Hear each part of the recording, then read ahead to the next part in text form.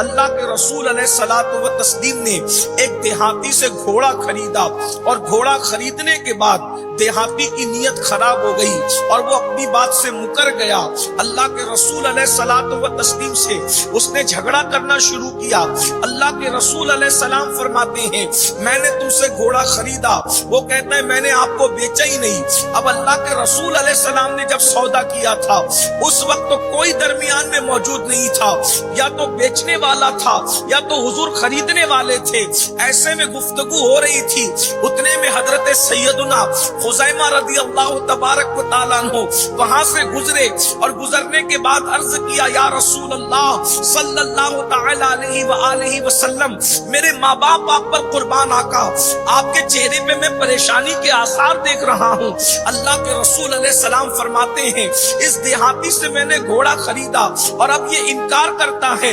اللہ کے رسول علیہ الصلوۃ والتسلیم فرماتے ہیں اب یہ مجھ سے کہتا ہے کہ کوئی گواہ پیش کرو، اگر آپ اپنے قول میں سچے ہیں تو کوئی گواہ پیش کرو۔ اللہ اکبر۔ اور جب خریدی ہو رہی تھی اس وقت تو کوئی گواہ موجود نہیں تھا۔ حضرت خزیمہ نے عرض کیا یا رسول اللہ صلی اللہ علیہ وآلہ وسلم، میں اس بات کی گواہی دیتا ہوں کہ گھوڑے کا سودا آپ نے کیا ہے، گھوڑا آپ نے خریدا ہے۔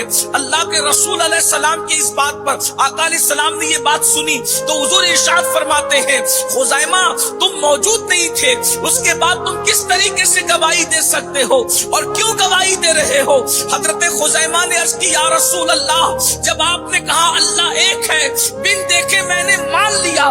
آپ زمین پہ بیٹھ کے آسمان کی خبر دیتے ہیں، جب میں اس کو مان لیتا ہوں، اتنی بڑی بات جب میں نے آپ کی مانی ہے تو گھوڑا خریدنے کی بات تو چھوٹی سی ہے، میں اس کا انکار کیسے کر سکتا ہوں؟ اللہ کے رسول علیہ السلام نے اس یقین کی بنیاد پر ان کو یہ انعام عطا فرمایا خزیمہ آج کے بعد تیری گواہی دو مردوں کے برابر قرار دی جاتی ہے۔ یعنی اللہ اکبر، آپ اگر کسی کے حق میں گواہی دے دے تو اب کسی دوسرے گواہ کی ضرورت نہیں ہے، تمہاری گواہی ہی کافی ہو جائے گی۔ یہ صحابہ کرام کا یقین تھا۔ اللہ اکبر۔ جب یہ بات ہمارے سمجھ میں آ گئی کہ اللہ کے رسول علیہ الصلوۃ والتسلیم کی بات پر اتنا یقین ہونا چاہیے کہ کسی کی بات پر جتنا یقین نہیں ہوتا سب سے زیادہ حضور کی بات پر یقین ہو۔ اللہ اکبر۔ جب یقین پیدا ہوگا انسان خود بخود گناہوں سے محفوظ ہوگا، جب یقین پیدا ہوگا اس کے دل میں نیکیوں کا جذبہ پیدا ہوگا، اس لیے کہ یقین کی بات ہے۔ اب جب یقین کی بات ہے، حضور کی زبان سے جو نکل جائے پتھر کی لکیر سے بھی زیادہ مضبوط ہے۔ اللہ کے رسول کی زبان سے جو نکل جائے، بلکہ یہاں تک عشاق کہتے ہیں اگر وہ دن کے وقت کہہ دے کہ رات ہے تو امتی پر لازم ہے کہ وہ دن کو رات ماننے کے لیے تیار ہو جائے، کیونکہ ہماری آنکھیں خطا کر سکتی ہے، مصطفیٰ جان رحمت کی زبان کبھی خطا نہیں کر سکتی، کیونکہ وہ اپنی مرضی سے نہیں کہتے۔ وما ينطق عن الهوى ان هو الا وحی یوحی، وہ جو کچھ کہتے ہیں زبان ان کی ہے، کلام خداوند قدوس کا ہے، انہوں نے اپنی مرضی سے کبھی بات ہی نہیں کہی۔